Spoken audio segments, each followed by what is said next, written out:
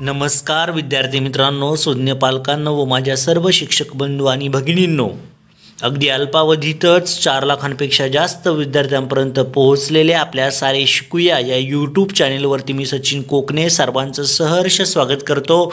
तुम्हा सर्वांना माहीतच असेल की 10वी 12वीचे बोर्ड परीक्षेचे फॉर्म भरणे सुरू झालेले आहे। आपण एक व्हिडिओ बनवला आहे की 12वीचा फॉर्म कसा भरायचा।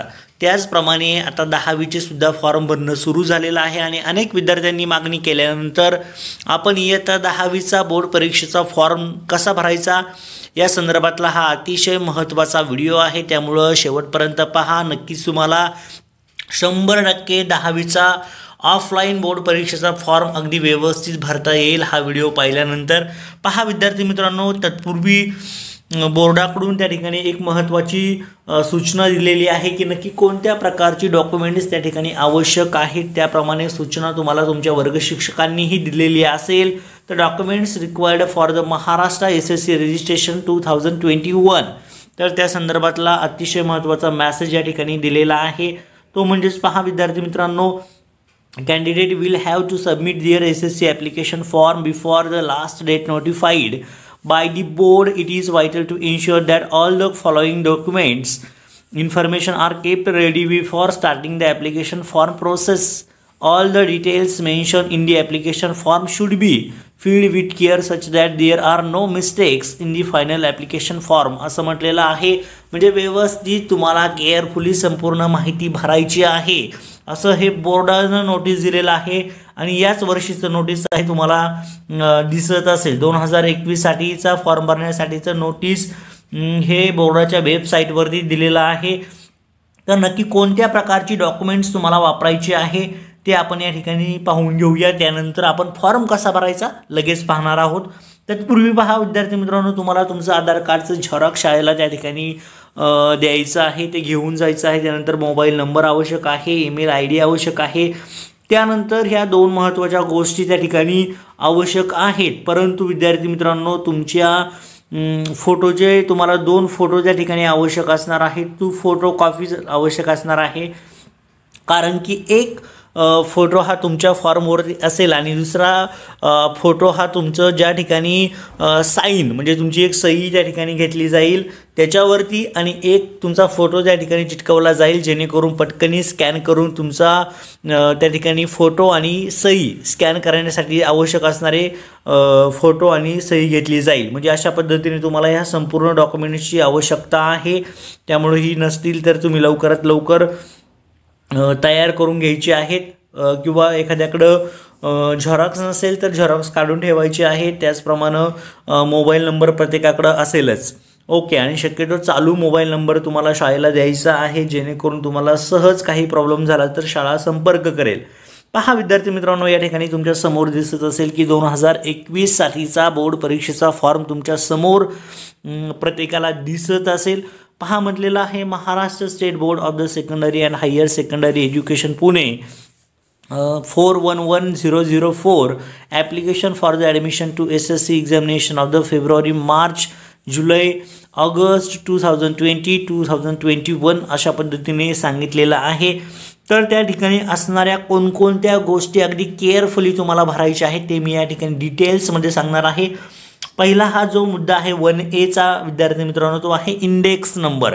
इंडेक्स नंबर म्हणजे काय बाळांनो, हा इंडेक्स नंबर तुमच्या शाळेचा प्रत्येक शाळेचा वेगळा असतो, ही तुम्हाला शाळा देईल। लक्षात घ्या, हा SSC म्हणजे आता 10वीचा फॉर्म आहे, लक्षात घ्या। मागच्या व्हिडिओमध्ये आपण पाहिलं होतं HSC होतं, HSC म्हणजे आता 12वी, हे तुमच्या प्रत्येकाच्या लक्षात आलं पाहिजे। हा इंडेक्स नंबर तुम्हाला शाळा प्रोव्हाइड करेल, शाळेकडून तुम्हाला हा मिळून जाईल, किंवा ऑलरेडी तुम्ही जर सरळ डेटामध्ये असाल ऑनलाईन फॉर्म भरताना तुमचा हा नंबर त्या ठिकाणी ऑलरेडी येतो। त्यानंतर UDIS नंबर, हा UDIS नंबरसुद्धा तुम्हाला शाळा देते। 27-25-08च्या रेंजमध्ये काय असेल तो तुम्हाला तुमच्यापर्यंत मिळून जाईल। त्यानंतर पुढे म्हटलेला आहे स्टुडंट सरळ ID, हा ID सुद्धा तुमचा ऑलरेडी शाळेमध्ये जनरेट झालेला असतो, तो शाळा तुम्हाला प्रोव्हाइड करते। त्यानंतर ॲप्लिकेशन सिरियल नंबर, आता तुमचा ॲप्लिकेशन सिरियल नंबर म्हणजे थोडक्यामध्ये भरताना आपण शक्यतो तुमचा रोल नंबर असेल किंवा शाळा तुम्हाला जो सिरियल नंबर देईल ॲप्लिकेशन भरताना म्हणजे फॉर्म भरताना तो तुम्हाला त्या ठिकाणी टाकायचा आहे. शक्यतो आपण रोल नंबर घेतो जेणेकरून रोल नंबरनुसार तुम्हाला तुमचे फॉर्म भरले जातात. परंतु तुमची शाळा जर तुम्हाला दुसरा सिरियल नंबर देत असेल तर तो तुम्हाला या ठिकाणी फिलअप करायचा आहे.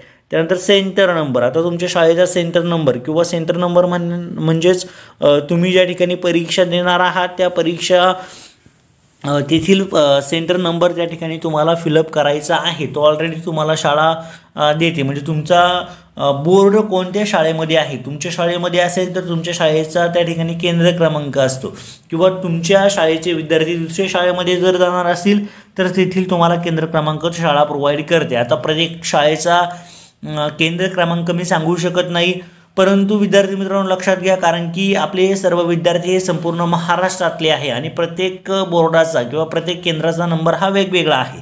त्यामुळे तुम्ही तुमच्या शाळेला विचारू शकता. ओके, आता या ठिकाणी 4A असं म्हटलेलं आहे. 4A म्हणजे तुमचं सरनेम. सरनेम म्हणजेच काय, तुमचं आडनाव त्या ठिकाणी तुम्हाला व्यवस्थित कॅपिटल लेटरमध्ये फिलअप करायचं आहे. त्यानंतर दुसरं 4B असतं. 4B म्हणजे कॅन्डिडेट नेम म्हटलेलं आहे, म्हणजे तुमचं स्वतःचं नाव तुम्हाला कॅपिटलमध्येच भरायचं आहे, स्मॉल लेटरमध्ये भरायचं नाही. कारण की बऱ्याच जणांचा A आणि G असेल किंवा बरेचशी लेटर ही सारखी दिसतात, त्यामुळे फॉल्ट होऊ शकतो फॉर्म भरताना. त्याचप्रमाणे 4C म्हटलेलं आहे मिडल नेम फादर नेम असं म्हटलेलं आहे, म्हणजे वडिलांचं नाव व्यवस्थित कॅपिटल लेटरमध्ये भरायचं आहे. 4D तुमच्या आईचं नाव तुम्हाला व्यवस्थित भरायचं आहे. म्हणजे हे तुमचं आडनाव असेल, तुमचं नाव असेल, वडिलांचं नाव असेल आणि आईचं नाव व्यवस्थित तुम्हाला फिलअप करायचं आहे. त्यानंतर या ठिकाणी तुमचा एक फोटो चिटकवायचा आहे. त्यानंतर या ठिकाणी तुमची सिग्नेचर करायची आहे बरोबर या बॉक्समध्येच. कोणत्याही लाईनला टच न करता व्यवस्थित तुम्हाला साईन करायची आहे. त्यानंतर या ठिकाणी रेसिडेन्शियल ॲड्रेस म्हटलेला आहे, म्हणजे तुमचा पत्ता व्यवस्थित तुम्ही जिथे राहताय तो पत्ता तुम्हाला टाकायचा आहे. त्यानंतर तेथील असणारा पिनकोड तुम्हाला फिलअप करायचा आहे. ओके, त्यानंतर पुढे म्हटलेला आहे मोबाईल नंबर, जो तुम्हाला मी मगाशी सांगितलं की मोबाईल नंबर तुम्हाला व्यवस्थित 10 अंकी मोबाईल नंबर व्यवस्थित फिलअप करायचा आहे. बऱ्याचदा आपल्याकडून 9 अंकी लिहिला जातो आणि तुम्हाला शाळा संपर्क करू शकत नाही अशा वेळेसला. ओके, त्यानंतर प्लेस ऑफ बर्थ म्हटलेलं आहे, म्हणजे तुमचं जन्मस्थळ कुठं आहे, तुमचा जन्म कुठे झाला ते लिहायचं आहे. त्यानंतर डेट ऑफ बर्थ म्हणजे तुमची जन्मतारीख प्रत्येकाला माहिती असेल, ती जन्मतारीख या ठिकाणी फिलअप करायची आहे. DD म्हणजे डेट असणार आहे, म्हणजे एक्झाम्पल द्यायचं म्हटलं तर 05 असेल. MM म्हटलं तर त्या ठिकाणी मंथ म्हणजे एक्झाम्पल द्यायचं म्हटलं 04 म्हणजे 4थ्या महिन्यातला असेल. आणि इयर समजा 2003 आहे तुमचं, मग त्या ठिकाणी फक्त 03 तुम्हाला भरायचं आहे. लक्षात घ्या, अशा पद्धतीने काहींचं 2005 असेल तर 05 तुम्हाला फक्त टाकायचं आहे, बाकी पुढचा 20 टाकायचा नाही. त्यानंतर पुढे म्हटलेलं आहे आधार नंबर. आता प्रत्येकाकडे आधार कार्ड असेल. मी सुरुवातीलाच तुम्हाला सांगितलं कोणकोणत्या प्रकारचे डॉक्युमेंट्स आवश्यक आहे, त्यापैकीच आधार कार्ड हे अतिशय महत्त्वाचं आहे, ते तुम्हाला व्यवस्थित भरायचं आहे. ओके, यानंतर पहा या ठिकाणी जेंडर असं म्हटलेलं आहे. जर तुम्ही मेल असाल तर म्हणजे मुलगी असेल तर तिने फिमेल टाकायचं आहे आणि मुलगा असेल तर त्याने मेल या ठिकाणी टाकायचं आहे. लक्षात घ्या, म्हणजे मुलगा असेल तर मेल आणि मुलगी असेल तर फिमेलला या ठिकाणी नंबर तुम्हाला फिलअप करायचा असतो. म्हणजे मुलगी असेल तर या ठिकाणी 2 फिलअप करायचं आहे. त्यानंतर पुढे म्हटलेलं आहे रिलिजन, मायनॉरिटी रिलिजन म्हटलं आहे, म्हणजे तुम्ही कोणत्या धर्माचे आहात. रिलिजन म्हणजे धर्म. जर तुम्ही हिंदू असाल तर तुम्हाला या ठिकाणी 0 टाकायचं आहे, 0 टाकायचं आहे याच्यामध्ये. आणि जर तुम्ही इतर असाल म्हणजे मुस्लिम, ख्रिश्चन, बुद्धिस्ट, शीख, पारसी आणि जैन जर असाल तर तुम्हाला दिलेले अंक त्या ठिकाणी टाकायचे आहेत. ओके, त्यानंतर पुढे म्हटलं कॅटेगरी म्हणजे तुम्ही ज्या कास्टमध्ये आहात.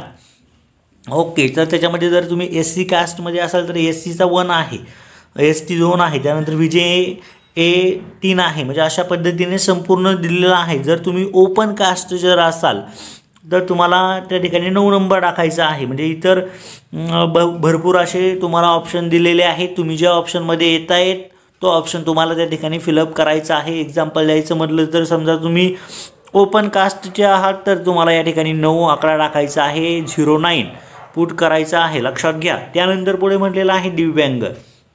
काही विद्यार्थी हे हँडिकॅप असतात किंवा काही विद्यार्थी अपंग असतात. मग अशा विद्यार्थ्यांसाठीचा हा अतिशय महत्त्वाचा ऑप्शन आहे. तुम्ही जर हँडिकॅप नसाल, अपंग नसाल तर तुम्हाला या ठिकाणी 0 भरायचं आहे. या ठिकाणी पहा 0 दिसते प्रत्येकाला. त्यानंतर तुम्ही ब्लाइंड किंवा इतर एखादा आजार तुम्हाला असेल तर तो तुम्हाला त्या ठिकाणी तुम्ही फिलअप करू शकता, जेणेकरून तुम्हाला परीक्षेमध्ये फॉर्म भरताना किंवा परीक्षेमध्ये परीक्षा पेपर लिहिताना तुम्हाला वेळ वाढवून दिला जातो. त्यामुळे तुम्हाला त्याचा फायदा घेता येईल. जे अपंग असतील त्यांच्यासाठी आहे. Medium of instruction. आता पहा, हा अतिशय महत्त्वाचा मुद्दा आहे. काही विद्यार्थी इंग्लिश मिडियमचे आहेत, काही विद्यार्थी मराठी मिडियमचे आहेत. मग त्यांनी मराठी मिडियमच्या विद्यार्थ्यांनी ऑप्शन नंबर 2 टाकायचा आहे आणि इंग्लिश मिडियमच्या विद्यार्थ्यांनी या ठिकाणी ऑप्शन क्रमांक 1 टाकायचा आहे. त्यानंतर टाईप ऑफ कॅन्डिडेट्स. पहा, आता हा अतिशय महत्त्वाचा मुद्दा आहे. याच्यामध्ये एकूण 5 कॉलम तुम्हाला दिसत असतील. ते 5च्या 5 कॉलम पहा. तुम्ही फ्रेश आहात विद्यार्थी मित्रांनो, पहिल्यांदाच 10वीचा फॉर्म भरताय तर फ्रेश म्हणजे 1 आकडा या ठिकाणी फिलअप करायचा आहे. त्यानंतर दुसरा म्हणजे रेग्युलर आहात, बरोबर रेग्युलर आहे, तुम्हाला 1 आकडा टाकायचा आहे. जर तुम्ही प्रायव्हेट असाल, रिपीटर असाल तर तुम्हाला 2-2 आकडे टाकायचे आहेत. पहा, लक्षात घ्या. त्यानंतर सी आहे, एक्झेम्प्टेड म्हटलं आणि नॉन एक्झेम्प्टेड. पण तुम्ही परीक्षा याआधी दिलेली नाही, तुम्ही फ्रेश आहात तर तुम्हाला नॉन एक्झेम्प्टेड टाकायचं आहे. एक्झेम्प्टेड म्हणजे परीक्षा दिलेली आहे, नॉट एक्झेम्प्टेड म्हणजे तुम्ही परीक्षा दिलेली नाही, म्हणून या ठिकाणी तुम्हाला 2 आकडा टाकायचा आहे. त्यानंतर वेदर प्री व्होकेशनल. पहा, म्हणजे काय म्हटलेलं आहे, प्री व्होकेशनल आहात का किंवा तर या ठिकाणी पहा तुम्हाला ते फिलअप करताना फ्री व्होकेशनल जर असाल म्हणजे HRDचे असाल तर येस म्हणा, नसेल तर नो म्हणायचं आहे. त्यानंतर म्हटलं वेदर फॉरेनर म्हणजे तुम्ही फॉरेनर आहात का, दुसऱ्या देशाचे जर असाल तर तुम्हाला येस करायचं आहे, नसाल तर नो करायचं आहे. हे तुम्हाला प्रत्येकाला लक्षात घ्यायचं आहे. आता पुढचा आणि अतिशय महत्त्वाचा मुद्दा आहे जो तुम्हाला भरताना चुकायचं नाही. लक्षात घ्या, हा अतिशय महत्त्वाचा पार्ट आहे. फर्स्ट लँग्वेज म्हणजेच काय, थोडक्यात सांगायचं म्हटलं तर मराठी त्या ठिकाणी तुम्ही फिलअप करायचं आहे. मराठी असेल म्हणजे या ठिकाणी मराठी जर असेल तर तुम्हाला त्या ठिकाणी त्याचा कोड असतो, मराठीचा कोड आहे बाळांनो. परत तरी तुम्ही एकदा खात्री करा, मी सर्व कोड तुम्हाला सांगतोय, पुन्हा एकदा शाळेशी तुम्ही खात्री करू शकता. मी 100% हे कोड बरोबर असतील, परंतु एकदा पुन्हा तुम्ही कन्फर्म करू शकता. पहिला जो आहे फर्स्ट आहे त्याचा कोड तुम्हाला या ठिकाणी टाकायचा, म्हणजे या बरोबर या 2 सिम्बॉलमध्ये कोड तुम्हाला भरायचा असतो. लँग्वेज नंबर 1 आहे, लँग्वेज नंबर 1 म्हणजे मराठी असेल तर तुम्हाला त्या ठिकाणी कोड टाकायचा आहे 01. त्यानंतर म्हणजे यामध्ये 0 भरायचा आहे आणि इकडे 1 भरायचं आहे. त्यानंतर लँग्वेज नंबर 2 आपला असतो, त्या ठिकाणी असतो हिंदी, तर हिंदीला असतो 02. लक्षात घ्या, 02 आहे म्हणजे या ठिकाणी 0 या ठिकाणी 2 तुम्हाला फिलअप करायचे. लक्षात घ्या, हिंदी असेल लँग्वेज 2. लँग्वेज 3 असेल तर इंग्लिशला तुम्हाला कोड टाकायचा आहे, त्या ठिकाणी कोड आहे 03. लक्षात घ्या. त्यानंतर मॅथमॅटिक्स म्हणजे गणित, तर गणिताचा कोड आहे 71. लक्षात घ्या, 71 आहे मॅथमॅटिक्स 71.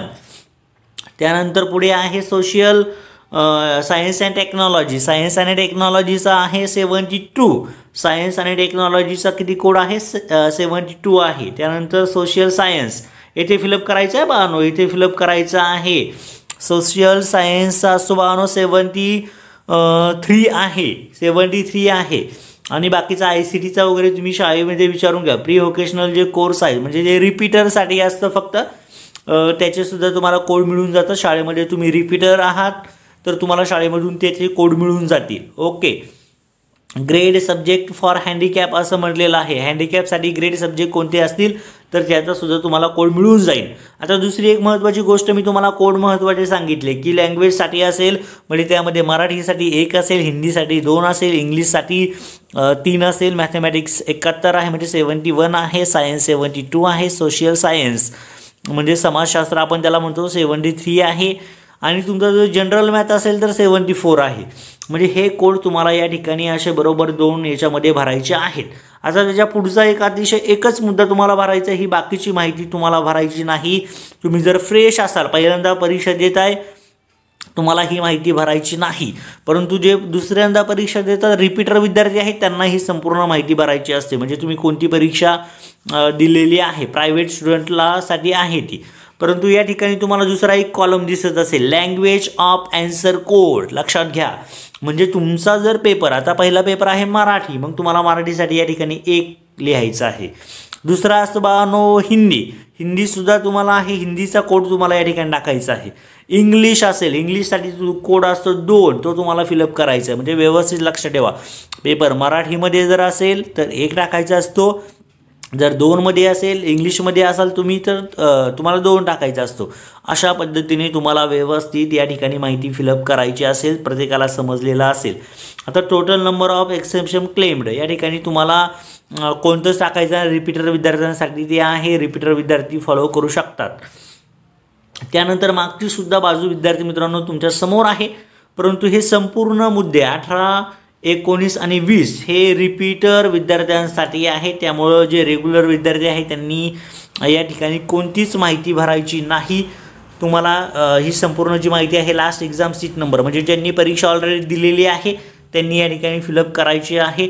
अशा पद्धतीने तुमचा फॉर्म व्यवस्थित फिलअप होईल. शेवटी तुम्हाला ही संपूर्ण माहिती वाचा फॉर्म मिळाल्यावरती, शाळेकडून फॉर्म मिळाल्यावरती, आणि नंतर तुम्हाला प्लेस असेल, डेट असेल, सिग्नेचर असेल व्यवस्थित फिलअप करायचं आहे. तुमची सही व्यवस्थित करायची आहे, दिनांक टाकायचा आहे, आणि जिथं तुम्ही सही केली तुमच्या गावाचं नाव असेल किंवा शाळा ज्या गावामध्ये आहे त्या गावाचं नाव तुम्ही या ठिकाणी टाकू शकता. दिनांक असेल किंवा उमेदवारची सही असेल, अशा पद्धतीने तुम्हाला फॉर्म भरायचा आहे. शेवटी प्राचार्य यांची साईन या ठिकाणी असते, शिक्का असतो, ते त्या ठिकाणी शिक्का आणि साईन करून फिलअप करतात. म्हणजे अशा पद्धतीने अगदी सोप्या पद्धतीने मी बोर्ड परीक्षेचा फॉर्म आपण कसा भरायचा या संदर्भातला अतिशय महत्त्वाचा व्हिडिओ या ठिकाणी पाहिलेला आहे. सर्व माझ्या प्रिय 10वीच्या विद्यार्थ्यांना मनापासून शुभेच्छा आहे. तुम्ही जर नवीन असाल आपल्या चॅनलवरती तर प्लीज चॅनलला सबस्क्राईब करून सगळ्यात वरच्या बेलवरती क्लिक करा. Thank you so much. All the best.